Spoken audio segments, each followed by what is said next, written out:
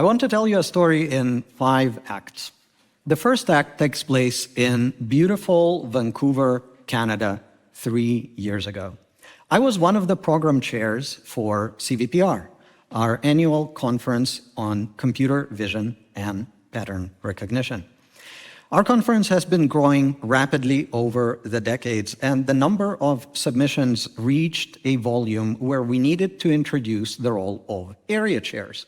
Area chairs are fairly established members of the community who volunteer to oversee pools of submissions and reviewers and make sure the review process goes well and the right decisions are made. Over the years, the number of area chairs we needed to handle the volume of submissions to the conference grew to a point where just the number of area chairs is bigger than the number of attendees to the whole conference in its first 15 years. And to reward our area chairs for their work for the community, we started organizing a special area chair workshop, a special day separate from the main conference where the area chairs get together and have their own mini conference. We give talks to each other and spend time with each other. It is a treat and one of the best days of the event for those who get to attend. One of our responsibilities as the program chairs for the conference was to set the program for the area chair workshop as well, and we came up with the idea of having debates. I proposed that we have a debate on embodiment with the following motion. Embodiment is essential for the development of robust and flexible artificial intelligence with sufficient understanding of our world. The current progress in foundation models will stall before reaching the capabilities we seek unless we give embodied AI systems a central role. This was 3 years ago, and the idea of holding this debate was quite controversial among my friends and fellow program chairs and I. And the concern was that we will not be able to find a single area chair who will volunteer to give the opposition case. The concern from some of my colleagues was that we will not be able to have this debate since no one will step up to argue against this motion. I wanted us to have this debate and volunteered to take the opposition case and present the opposition case so that we could have this discussion. I felt comfortable stepping up to voice the contrarian opposition point of view because I am a lifelong card-carrying member of Team Embodiment. Together with my friends and collaborators, Dhruv Batra and Jitendra Malik, who is here, we arguably played an important role in introducing the term embodied AI into broad usage that it enjoys today. Like Nixon going to China, I could take the side of the opposition because my embodiment credentials are beyond reproach. I want today to give you the argument that I gave 3 years ago to my colleagues. And for historical records, I will show you the exact slides I showed that day with this watermark, June 2023, and this will provide the starting point for the subsequent acts. Here is the argument. We begin with what I call the Moravec-Brooks bottom-up program for artificial intelligence. This is the program I subscribed to for much of my career and taught to my students. We begin with Moravec's paradox, the single biggest idea in artificial intelligence in its first 70 years as a field. The easy things are hard, the hard things are easy.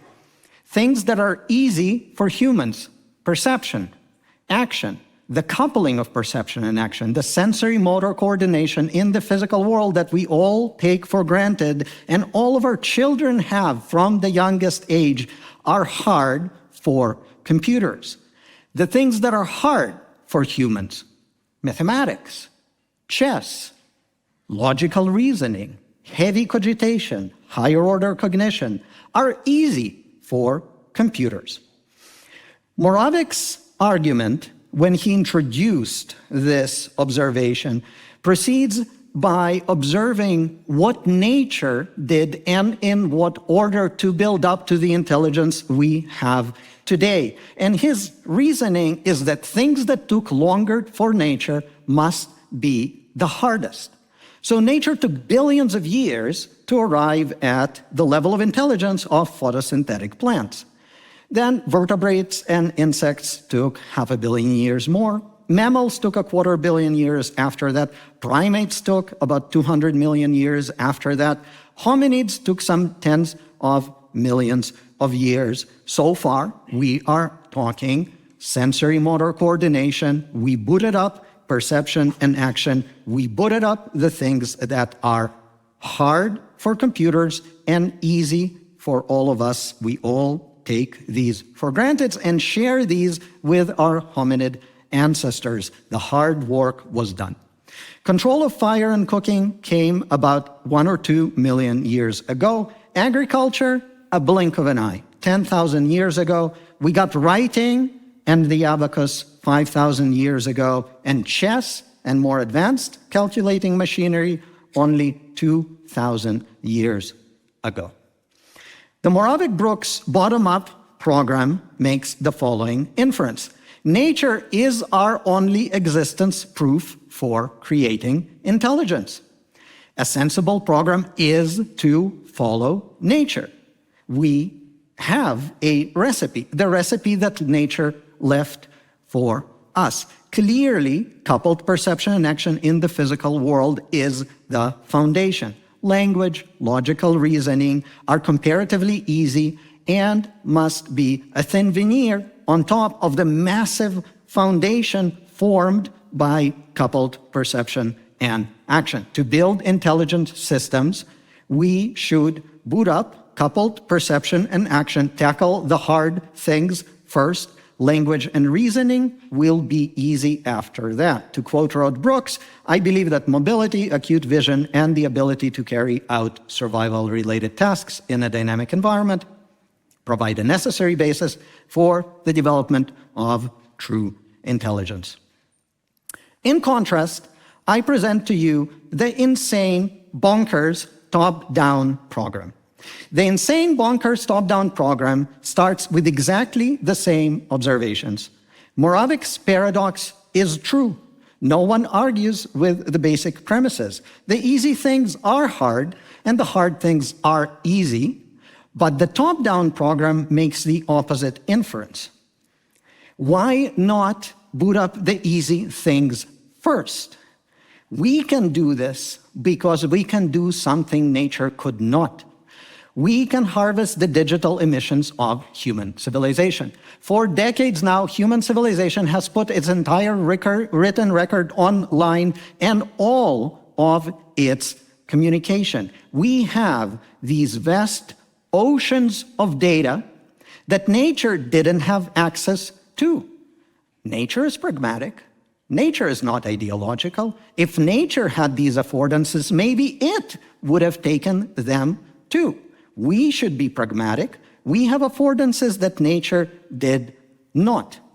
If we can boot up language and higher order cognition, why don't we do that and use that as a lever to level up to the hard things? The hard things are hard. We can use all the help we can get. The opposition to the top-down program was always that it is not going to work. None of us expected the top-down program to actually work.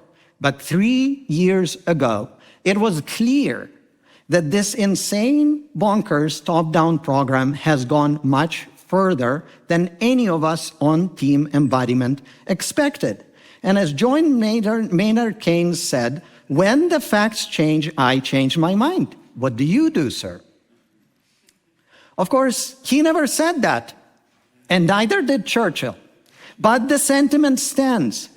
As scientists, we must be humble, we must be empirical, and we must listen to reality when it is telling us something. In this case, our predictions were violated.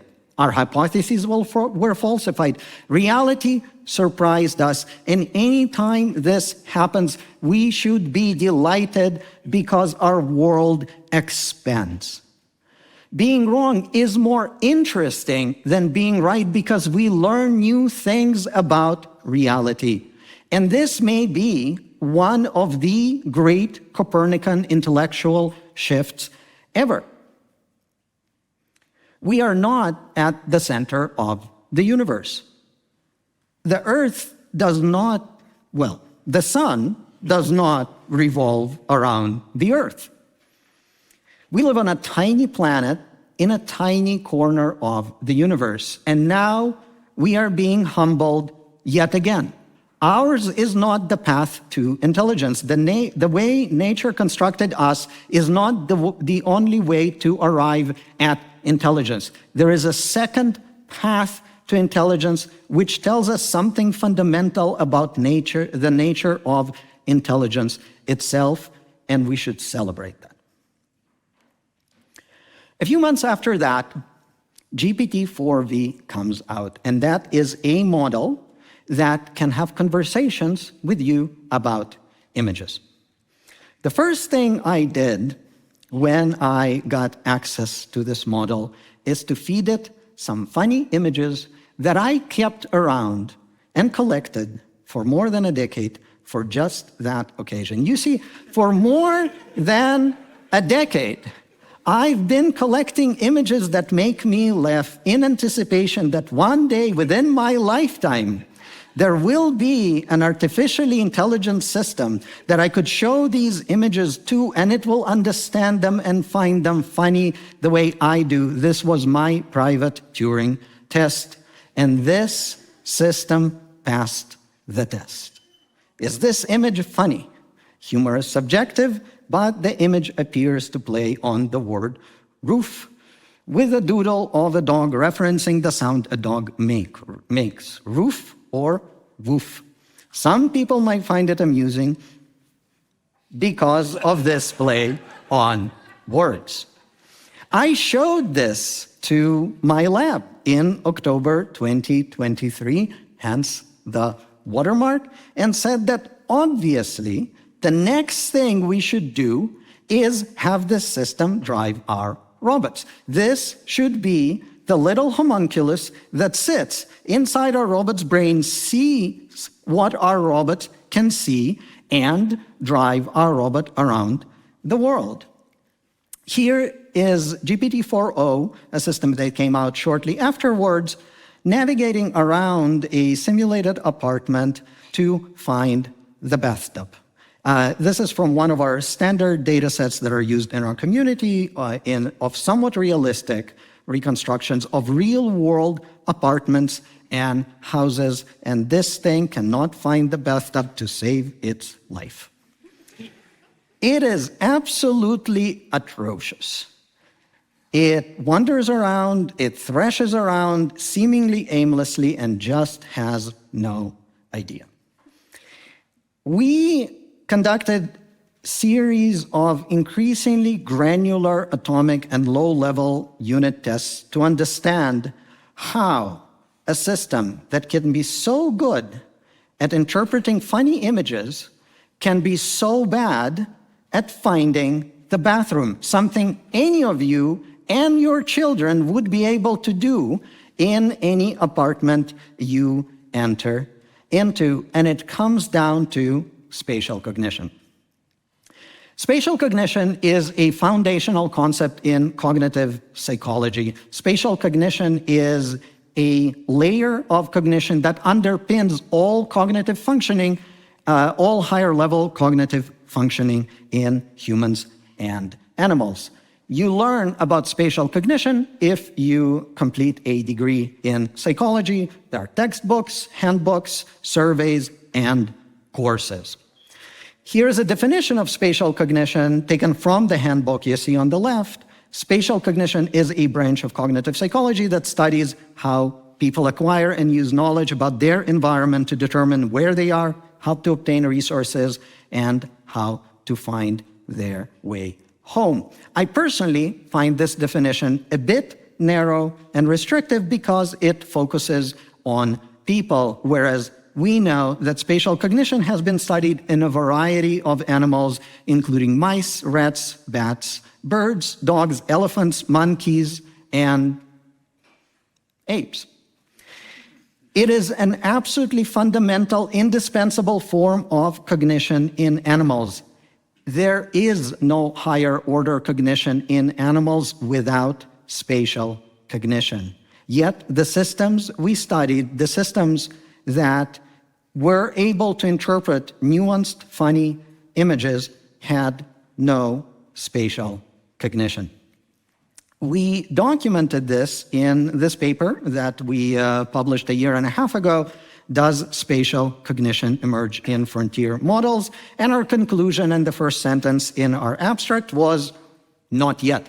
We assembled a battery of standard spatial cognition tasks and formalized them into a benchmark for artificial intelligence. Here is one, you've all seen this, shape rotation, mental rotation, the classic Shepard-Metzler task. You are given two shapes. Are they actually views of the same shape from different angles, or is one a mirror image of the other? Here, this is formulated as a multiple choice task where one of the choices is truly a view of the same shape, in this case C, and the others are mirror images. Here's perspective taking. This goes back to Piaget, a foundational developmental psychologist who worked right here in Switzerland. Pretend that you are standing at the bat. Let's find the bat, and facing the book. At what clockwise angle is the apple located relative to you? Okay, you're facing the book, the apple is to the left, looks like about 45 degrees, therefore minus 55 is the right answer. Maze completion. This is one of the oldest cognitive tests on record, goes back more than a century and used as a basic test to assess human cognitive health. Simply trace a solution in a simple maze from the starting point to the goal. You've all seen this before.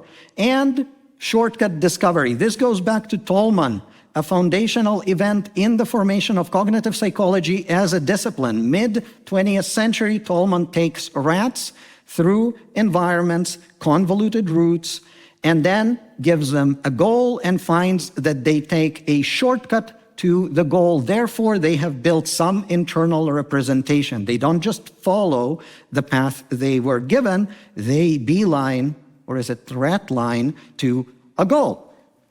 Well, we did this in immersive three-dimensional environments. You see convoluted paths through three-dimensional environments with some landmarks. And after these convoluted walkthroughs, we give a goal, such as this image of zebras, to the model and ask it to find its way to the zebras and see if it takes a good path. On these and other tasks, all models we could find a year and a half ago failed miserably. They did little better than chance, and we struggled to find any test of spatial cognition on which any model we found did substantially better than chance and anywhere near human level. Act 4. What happened since then? I want to show you a couple of papers that came out after ours that are in the same area of spatial cognition and report some new findings. Here is Baby Vision, Visual Reasoning Beyond Language, published in January 2026. They find that by January 2026, the best models on spatial cognition tasks perform at the level of human 3-year-olds. Now, there is a glass half full, glass half empty way to look at this. The glass half empty view is that the very best models as of January 2026 are nowhere near the level of older children, ages 6, 10, and 12. The glass half full way of looking at it is that, wow, by January 2026, a few months ago, artificial intelligence models were matching the spatial cognition of 3-year-olds. From the standpoint of Moravec's paradox, human 3-year-olds are remarkable. These are remarkably advanced organisms with a remarkably advanced spatial cognition. In fact, until recently, no models came even close, and no models were close certainly when we tested the state-of-the-art frontier models a year and a half ago. February 2026, Mentis Oculi, revealing the limits of reasoning with mental imagery. Nice, rigorous work that I like a lot on nice spatial cognition tests. They found that the best models they had access to performed roughly on par with humans who are given 5 to 10 seconds to look at an image. So for tasks that humans could solve within 5 to 10 seconds, the best artificial intelligence models at the time, a few months ago, were roughly on par. Again, glass half full, glass half empty.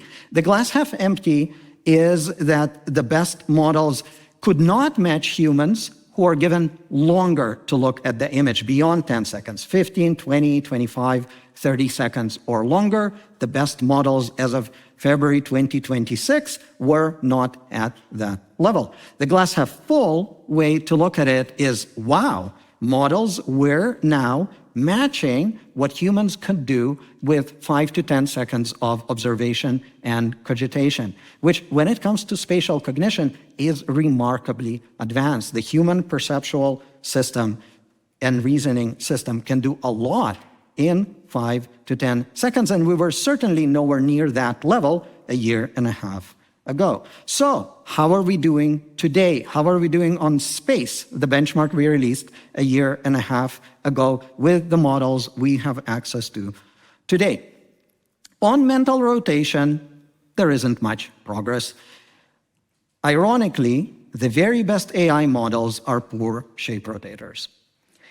On perspective taking, the very best models are now at superhuman level. They do this in a somewhat alien way. Like a classic geometer with a ruler and compass, they estimate the centroid of the bat and the snake and the book and the apple. They draw lines, they write code, and they measure angles and extremely precisely select the correct answer. Not exactly what you would do by eyeballing the image, but they're solving the task.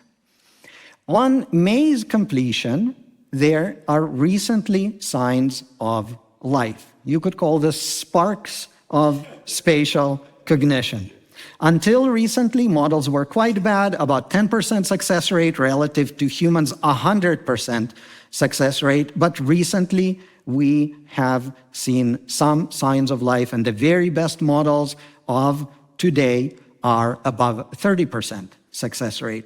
Most remarkably of all, they are starting to discover shortcuts. On Tolman's original protocol, the very foundations of cognitive psychology and spatial cognition as a discipline, we are now seeing non-trivial results in shortcut discovery by the most advanced models. They think hard.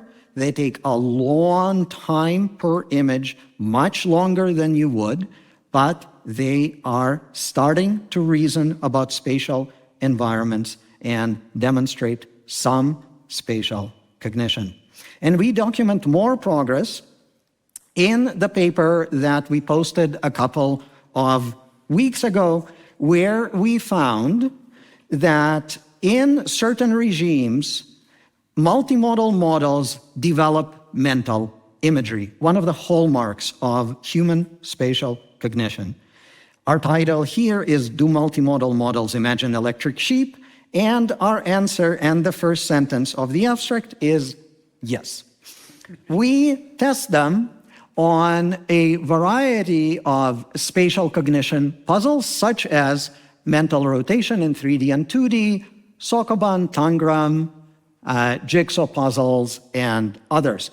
What we do this time is, rather than just take an off-the-shelf third-party model, we take an open-source backbone and post-train it to perform these tasks, and then test it on held-out instances from the same domains. Specifically, we post-train these models with behavior cloning. For each of these tasks, we can code an expert solver that will solve the Sokoban or the Tangram in the optimal way and demonstrate these solutions to the model during training. The particular regime we use is that the model must output the full solution without iterative feedback. So the solution is open loop rather than closed loop. This requires the model to reason and plan internally and then output the full sequence of steps that will solve the problem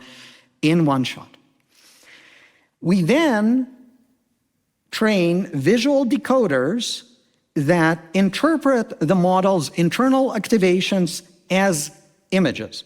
We don't backpropagate through these decoders, so the models are not trained to imagine. They're not trained with visual intermediate internal representations. Their intermediate internal representations are not explicitly trained at all. After the model is trained, we attach probes that visualize what the model is thinking by translating its internal activations into the form of images. We can essentially peek into the model's mind's eye. And what we find is remarkable. We find that the models, without being trained to imagine in visual form, start to imagine in visual form. So here is a decoding of a model solving 2D mental rotation. Here's a decoding of a model thinking through, planning through a solution to another 2D mental rotation problem. Here is a problem of assembling a character from pieces. So the pieces are scrambled as shown here in the input, and you can see the model planning to how it's going to put the pieces together. It is starting to imagine without being explicitly trained with these images. Before training, if we just take the off-the-shelf backbone, it does very poorly on these tasks, 13%. After training just with behavior cloning, without explicit training for mental imagery, it goes up to 83%, very impressive, although the tests are obviously in domain, held out instances of tasks from the same domains. And this is the regime I showed you so far, where the models appear to develop emergent mental imagery. Here, in this condition, we actually unblock the stop gradient from the visual probe and backpropagate the visual imagery into the model, thereby supervising its internal representations to explicitly take this visual form. Here, in the second condition, we actually teach it to imagine by showing it these intermediate images, and the model gets even better, and the mental images become even sharper, as I will show you in a moment. In this condition, we give the model visual tokens to think with. So you've all probably seen textual chain of thought. This is what's called reasoning. This is what all the frontier models use. They think in language. We added visual tokens so that the model can think in both language and images and store these intermediate images that are part of its reasoning chain in its context so that it can refer to them later in its KV cache. We essentially gave it a visual scratch pad that it can write out to make doodles, to make visual notes to itself as part of its solution to the problem, and the performance goes even better, taking the models to close to 90%. Let me show you what that looks like. So here is Tangram, the action supervision condition where the model is supervised with behavior cloning but without any supervision of mental imagery. You can see mental imagery develops. The colors are off and it's somewhat rough and jumbled. I promise that we evaluated this quantitatively, and it's not just a Rorschach test. It really does quantitatively correspond to how the solution takes shape, but visually it's a bit jumbled. Here, after explicit supervision of these intermediate representation, you can see that the intermediate mental images really take shape. And this is with visual chain of thought. These are the doodles, the visual notes that the model makes to itself, representing the solution as it's being planned. I want to conclude by taking us back to Act 1. Recall that we are doing science, and as scientists, we must be empirical rather than ideological. And being wrong is always more interesting than being right because it teaches us something new. I believe we are doing science in more ways than one. On the surface, we are certainly doing science in Herb Simon's sense. Herb Simon, a Nobel laureate, wrote a book called The Sciences of the Artificial, in which he argued that we as human civilization are now building artifacts that are so complex and have such interesting emergent behavior that they deserve scientific study in their own right, on par with natural phenomena. In this sense, the frontier models that are being trained today certainly pass Simon's bar. These are incredibly complex artifacts with emergent properties that are interesting to study alongside natural phenomena. But I believe we are also doing science in a deeper sense, in that we are collectively tracing out a different path to intelligence, a path that nature couldn't take because it didn't have the same affordances we do. And that tells us something fundamental about the nature of intelligence, which is fundamentally a scientific accomplishment. I want to conclude with a number of predictions. First of all, spatial cognition is on the critical path to what people call superintelligence. Spatial cognition is on the critical path because it is a fundamental capability that is required for artificial intelligence to understand our world, the physical world we live in, and comfortably coexist with us and help us in this physical world. Spatial cognition is indispensable for comfortably sharing this world with artificial intelligence. And I predict that spatial cognition will boot up as a continuation of the insane, bonkers, top-down program that none of us on Team Embodiment essentially initially expected to work. Now, this will not happen by itself. We will need to dedicate special effort and attention to this, and likely embodiment in some form, perhaps in simulation, will be involved. So Team Embodiment can feel good about ourselves. Embodiment can take the form of training in these simulated two-dimensional and three-dimensional embodiments, like those indoor reconstructions and mazes and tests that I showed you today, and various variations and elaborations on those. Embodiment means learning from first-hand experience, and this will likely be necessary for spatial cognition to properly develop.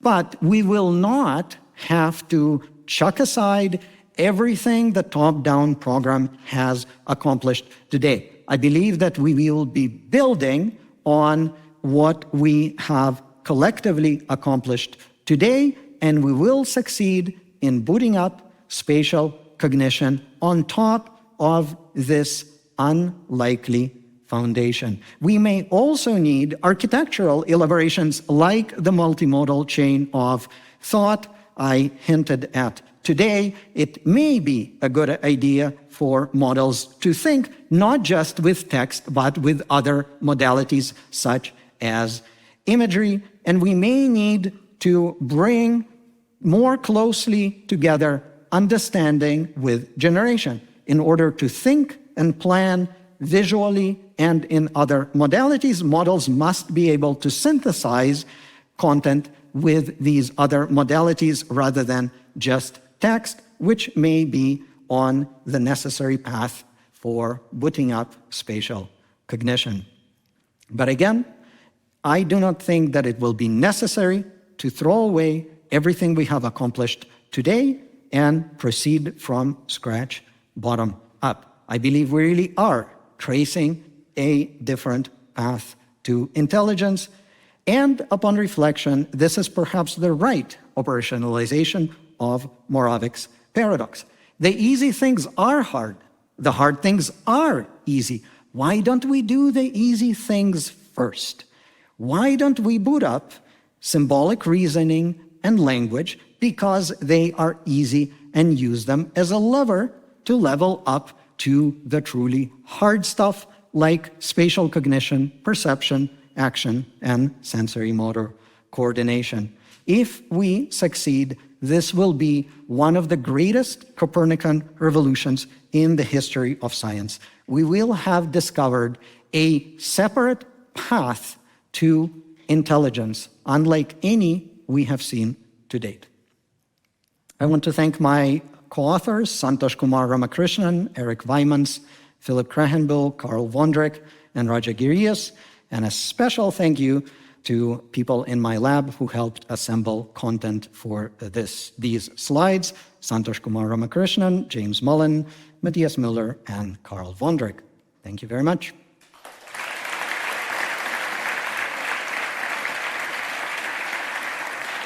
So if you want, we have time for a few questions.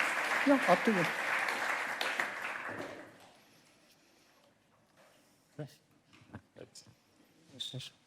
So we'll have some questions. Yes, thanks for the talk. It seems to me, though, that it started with a false dichotomy. Like, to me, both extremes seem bonkers. Like, let's redo evolution, 1 billion years of random walk through genetic space, versus let's learn everything end-to-end with gradient descent.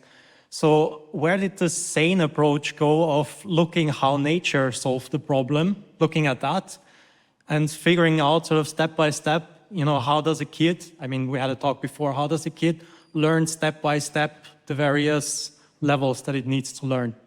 So that's what we've been trying to do. That's what we thought we were doing. On team embodiment, we thought we were pragmatic. We thought we take the right engineering mindset and we'll take the good lessons from nature and operationalize them until the top-down people started succeeding. Hi, well then, thank you very much for the wonderful talk. I have a tricky question because it includes prediction about the future. So the team embodiment has brought us little robots in many, many homes. The vacuum cleaner robots, right? Roomba. So iRobot, the company that makes or made the Roomba, was co-founded by Rod Brooks. Rod Brooks of the Moravec Brooks bottom-up program fame. Exactly. They're silly but useful. So, prediction question: when do you think the top-down paradigm will bring the first similarly useful robots in our homes, and how much will it cost? I will not make.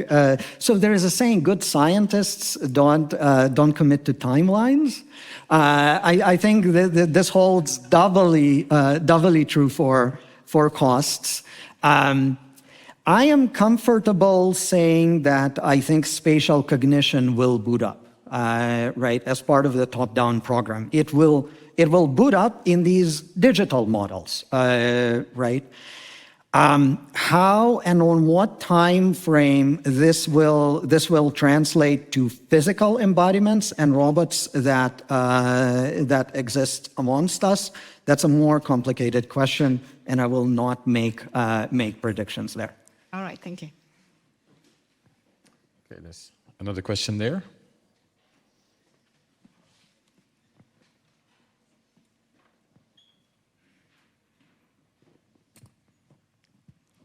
Hello. So like for example, like I heard from someone, I kind of forgot who, but like someone said that the web interface is not the like optimal interface for like AI agents. That's why they don't work. And like one could argue that the human physical interface, like the interface we interact with as humans, is like different to how a machine would approach it from like top-down version, right? So like, would you say that the humanoid embodiment is still then the optimal embodiment if we go from top down, or should we kind of like analyze how machines kind of show these problems, what kind of information would benefit them most, and kind of create embodiment that is tailored kind of to their way of thinking based on their observations and the way they think, and maybe kind of modify our world a little bit to make it easier for them? Mm-hmm. I mean, I think the simplest embodiments that will demonstrate the capabilities of models we are about to get are embodiments that support mobility and more intelligent navigation in our environments than robots such as the Roomba can support today. Semantic navigation, mobile robots that you can communicate with in natural language, and given the affordances they have, whether it's legs or wheels, will be able to navigate our everyday environments based on completely open-ended, free-form natural language interaction with the level of intelligence that you would expect, let's say, from fellow humans, given the same affordances. Manipulation is much harder, as Jitendra argued, and I completely agree with his case that will come later and is still quite an uphill battle. Okay, this might be a bad question in a room full of roboticists, but I'm not sure we always need embodiment for intelligence. I mean, basically, if I go to my PhD students and I say, I will take away either your Roomba or Claude Code, which one do you give me? I think the answer is clear. So there are many things for which apparently intelligence and usefulness emerges without embodiment. Can you quantify what portion of everything that we want from technological implements actually requires embodiment? Thank you, Konrad. I will use this as an occasion to rant on terminology, one of my favorite activities. I don't think intelligence is a one-dimensional spectrum. That is why terms like artificial general intelligence make absolutely no sense. Take flight as an analogy. So in my view, a Boeing 747 is clearly qualifies as superflight. It is superflight, but it is not artificial general flight. Look at everything that birds can do. Look at their agility. Look at their turning radius. Look at a kingfisher diving into the water, breaching the interface between the two media, swimming, catching a fish, breaching back out into the air and perching on a bridge. Can a Boeing 747 do that? No, but a Boeing 747 can fly across continents and transport